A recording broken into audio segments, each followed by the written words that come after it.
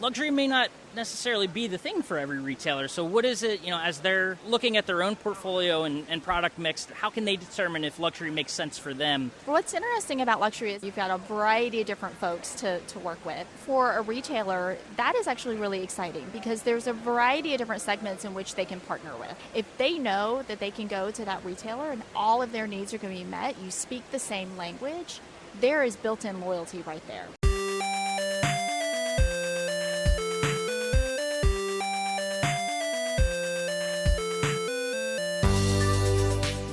Welcome to the Independent Thinking Podcast. This is your host, Rob Stott.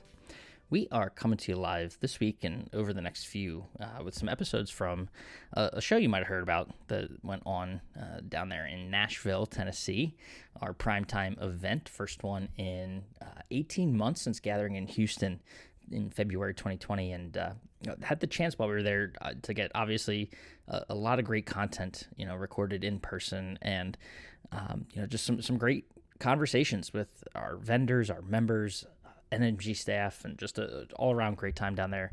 And excited to finally now, over the next couple of weeks, we're dropping this one in the middle of the show, but over the next couple of weeks, we'll have content from the show. And we get it started, our primetime coverage, and talking to our NMG family here with Julie Burns of GE Appliances and the Monogram brand. Julie in marketing, there for the Monogram brand, and had, an awesome conversation around sort of where Monogram fits into the portfolio of GE Appliances. Obviously, it is that premium luxury brand for GE. So, what does a dealer that carries that brand, how do they market that product to a consumer differently than they would something that is, throughout the rest of the GE portfolio? What kind of considerations do they have to take?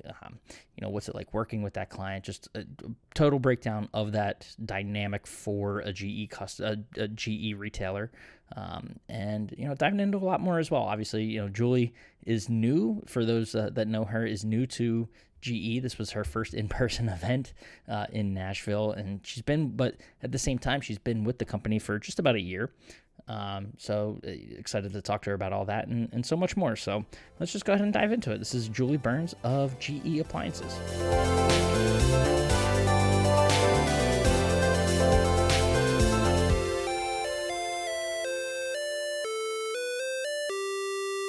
All right, we're back on the Independent Thinking Podcast, our first podcast live in person in 18 months. This is incredible, and I get to do it with you, Miss Julie Burns, the Chief Marketing Officer, correct? Executive Director. Executive Director. I gave you a promotion. There we go. So it's on camera, too, and it's official now. But with GE Monogram, so I appreciate you taking time.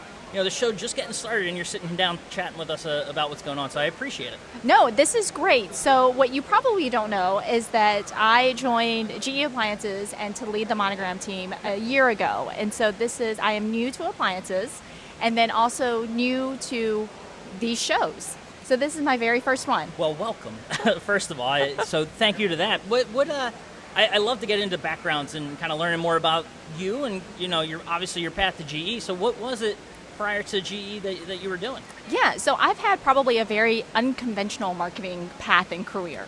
So I started in hospitality, actually in consumer insights, and I would say that I grew up in hospitality in a variety of different roles, as well as, also hit on beauty industry and fashion, and then also just a couple of startups along the way as well. And so it's been really interesting. I would say that probably my love for luxury really started when I worked for Hilton Worldwide, where I worked on strategy and then brand performance for Waldorf Astoria and Conrad. Well, that's interesting. You mentioned the luxury aspect because obviously that's where your focus is now. How did you feel? Is that what kind of attracted you to GE Appliances and this Monogram brand? It did, and so I think the luxury consumer is just really different. And I think once you start to peel back the onion and you really start to think about who that person is, they just pull you in, and you just want to be able to learn more. And so for Monogram, we've been really on a journey for the last 3 years in terms of just restaging the brand and really positioning it in luxury. Yeah. And so that's one of the things that was just really exciting. So when I received the recruiter call to say, hey, how would you like to have a conversation? it was one that immediately piqued my interest. So very different industries, but the way the clients in those industries and how you work with them is kind of where it sort of blends together. It does. I mean, I think from a branding perspective, yes, right? So you know who that target is, you know who you want to go after. What I will say that's very different with the appliances industry versus, any of the other industries I was in is probably it's a lot more complex than one would expect from the outside looking in. And so you realize that you've got all of a cadre of folks to tap into and honestly get their perspective. So you have architects and builders and designers and your customers, and of course you have that end consumer as well. And before we dive deeper into kind of what's going on with Monogram today, you mentioned obviously it's part of the GE Appliances portfolio. Talk to us a little bit about the difference, because I know there's GE Appliances. I myself today am a cafe customer. All right. And then there's Profile and Monogram. So where does it all kind of fit together, and how does it fit together? Yep. So I think what's great about GE Appliances is that it is a true house of brands. And so you have really a brand for every segment of the population that is going to fit their needs. And so when we think about Monogram really is the position as the luxury player. So when we think about the top 2% of the population, that is who we're targeting. You've got Cafe, which is an amazing brand, obviously. And so that, so Cafe is really positioned to really bring luxury to the masses. And to really kind of go after, distinct by design, which I'm sure you've probably seen that. And then Profile is really about, being able to say you've got a technology partner. All of our innovation is within all of our brands, but Profile is really the one that is tackling all of the super cool, smarter innovation. Oh, that's awesome. So we've talked about it a little bit, but tell me the difference between, I'm a cafe customer, so in working, a retailer working with me as opposed to a retailer working with someone that is, looking for that Monogram appliance or package, if you were, as it is, what's the difference in terms of how that client relationship works? Yeah, so for Monogram, what you're going to find is more likely you've got an owner who is really kind of looking to either build their custom house, they're going to do a full renovation, and they're more than likely probably working with a designer. Yep. And so that designer and architect team, they're really going to be the ones to kind of help design what that space is going to look like, and that end consumer also is going to be one that they know exactly what they want, and so they're going to be able to say, this is the design that we want, this is how we're going to accomplish that, and really looking for the best. And that really entails just materials as well as just how are things going to perform, and just to know that they have the right team with them all along the way to do that. No, that makes sense. And I mean, the way, obviously, a typical client isn't going to come into a retailer store with a big team that they're working with, and it is a very different customer, and that's why I think you see kind of the work that's been done, John O'Halloran and everything he's done with the luxury initiative here at Nationwide. Luxury may not necessarily be the thing for every retailer. So what is it, as they're kind of looking at their own portfolio and product mix to try to how can they determine if luxury makes sense for them, to bring it into the fold of what they're doing? Yeah, and so I think what's interesting about luxury is, again, we were talking about that earlier, where you've got a variety of different folks to work with. And so I think for a retailer, that is actually really exciting, because there's a variety of different segments in which they can partner with. So you've got some of your builders, and so some of those may very well be a community or development that is being done. And so they can say, all right, so we just given the price point of those particular homes, what they want to do, where their targeting is, there's that particular play. In addition to that, there are those relationships with the designers. And I would say for retailers, it becomes really key in being able to forge that relationship with that designer, so that if they know that they can go to that retailer and all of their needs are going to be met, you speak the same language, there is built-in loyalty right there. Because obviously, designers are going to want to have a partner that can fulfill what they need. And that's not that dissimilar from what we're doing from a Monogram perspective, is making sure that we have those partner relationships as well across the board. Interesting, because we see, there's other segments too here at Nationwide. There's, I think of our home technology specialists nationwide, that the home theater guys and what they're doing. You hear a lot of the same conversations about building those relationships with architects, builders, and designers. And to see it kind of, make its way into this luxury conversation is cool, and it also brings up, what is it that a retailer can do, because they can't sit back and wait, right? They Right. can't wait to be contacted by an architect, and you got to do some self-marketing, and who better to talk to about some tips than a marketer? That's right. What is it that a retailer can do to kind of start that outreach? Is it cold calls? What kind of things can they do to get themselves in with that space? There's a couple of different ways. I would say for us, the way that we have helped our retailers is really kind of partnering. So we have these amazing displays within the stores. And so what we have is the way in which they've been constructed is so that you have a place to be able to have live appliances, so you can do cooking demos. Yep. What we like to say is that you should be able to see and feel what that experience is like. And so you can only have that in store. And so what we'll do is we'll partner with the retailers. We'll host an event. So you have a chef that comes in, can cook, can talk to you about all of the great features about the appliances, and then you can leverage your manufacturer to be able to say, hey, who do you know in the community? And so between the local folks understanding, who is there, who's influential, as well as the manufacturer also having their own relationships, and then we always like it when somebody brings a friend. Yeah.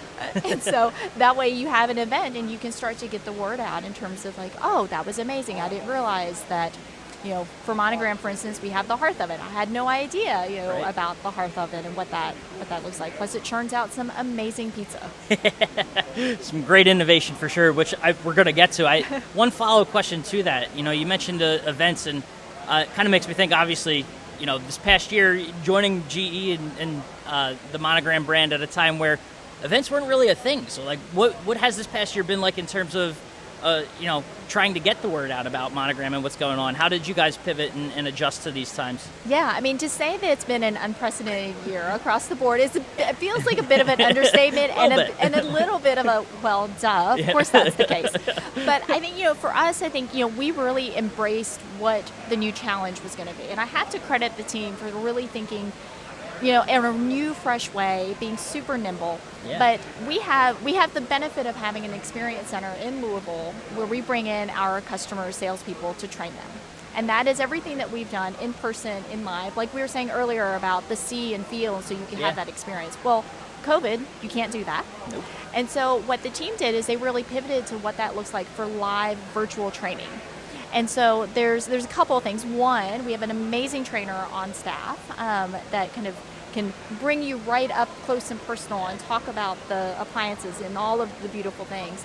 And then in addition to that, we also had our chefs start to put together what we call the Taste of Monogram boxes. And so we would send those to our retailers, and then you could be socially distanced, whether at home or in the showroom, cooking along with our chefs, just as if you were in person. That's pretty cool. So there's still some innovative ways to experience these products without having to be, in person. Is that kind of those kinds of things that you were doing? Is it anything that can carry forward, or do you see it sort of being kind of mainstay now, even at, if we ever get to a point where we can be back to whatever a new normal or post this situation is? Yeah, I think there's, and again, I think the creative thinking really kind of helps, and that is definitely not something that's going away, right? Yeah. If anything else, we're thinking about, when we are thinking about our learning programs, that all of that is just a hybrid.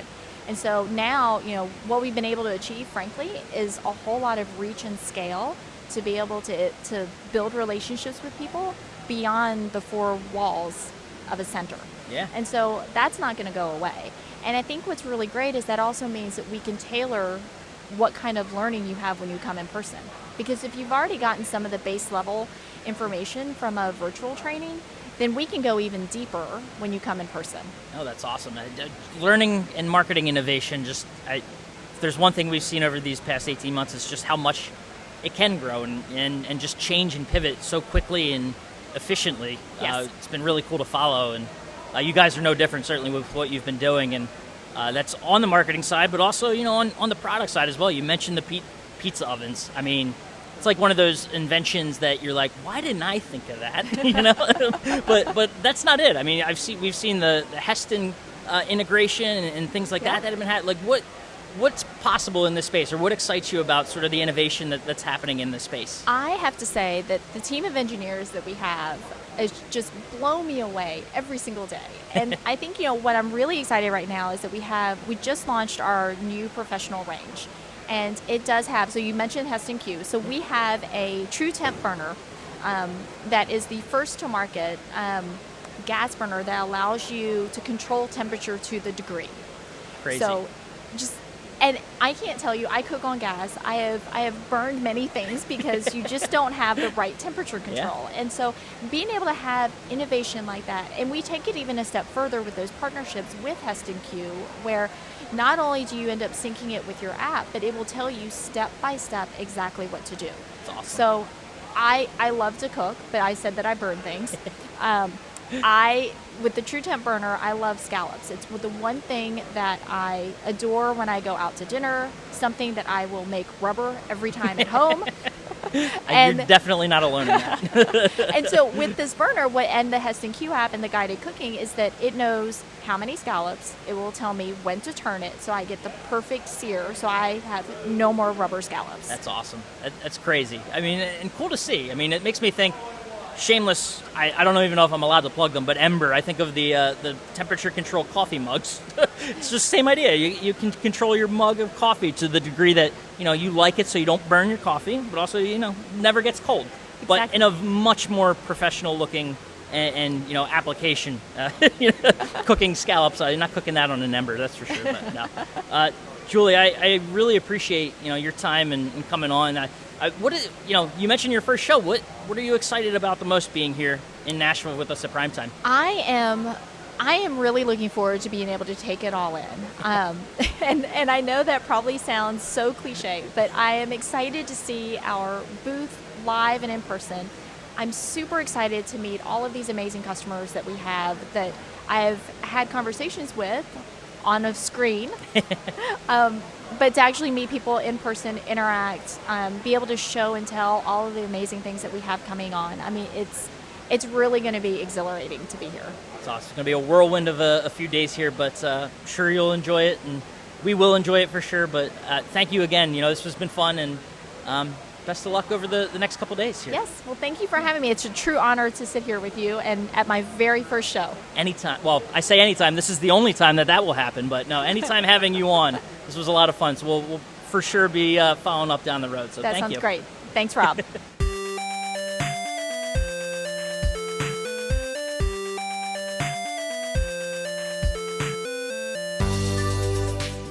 All right, and a big thanks again to Julie for taking the time and trying to catch her breath in the middle of a whirlwind show, a first time buying group show for her as a part of the GE Appliances team. So appreciate her taking the opportunity to come and chat with us and share some of her thoughts and insights, and excited to see where that grows, where that relationship grows, and what she can do for the Monogram brand there at GE Appliances. So as always, appreciate you listening to the Independent Thinking Podcast, and we will catch you next time.